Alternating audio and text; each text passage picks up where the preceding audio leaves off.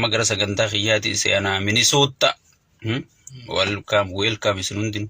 Minnesota galatoomaan isiniin jaa ummantoota kabajamaa jaalatamaa Minnesota baay'ee ilma keessan boonsiftanii boonsisuu qofoo zoon hin tahin hujii addaatti kennitanii jechuudha. Asuma warri jaawarganaa biyyatti hin galin maaratti hin galin mitirkishotti hin galin jettan jaawarganaa biyya galuu biraa kutee jira.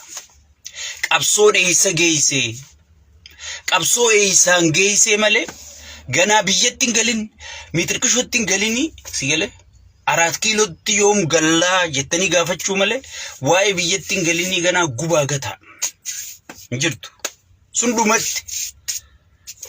qumaara nyaatamee jechuudha. Saniifuu Minnesotaan baay'ee galatooma. Opiidiyoon namoota baay'ee hayluu kabbadaa nama jaamu Minnesotatti ergitee 7 as ture kutee jechuudha.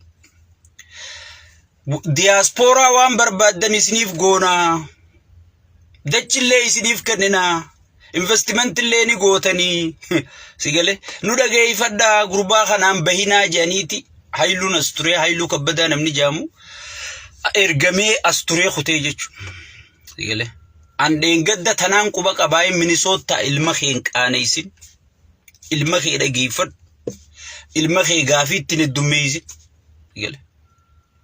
gaafii gaafa namni kun nama gaafillee sodaatu miti gaafiin heddummeessinii jedha ammachuun kiyya ni yaadatta moo yaadatta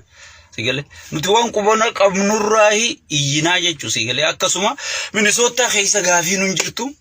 maaliif duraan beeyna nu guddise guyyaa morminu beeyna guyyaa isaa harka dhooyinu beeyna guyyaa deeggarru beeyna bar gartee isin rakkoon keessan gaafa nuti jaawar morminu sanfa isiniif haara'e jaawar kun sigale nuti wajji guddannee nu guddifate Minnesotaan sigale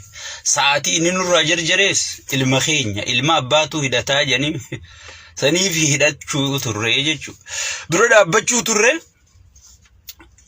Opiidiyoon haareetti gaa nama garaaf bitame nu seete 7 dabre as 7 as ture namichi suni sigale waajjira muummichi ministeera irraa ergameeti as ture isin dhageeffannaa isin dachillee isiniif kennina investment illee ni gootanii Opiidii diaspora jechuun gartee lafee dugda keenyaati hotta biyya teessan guddis bar Opiidiyoon tun bara akkuma isin namni garaan bitama seeti bari abbuleessu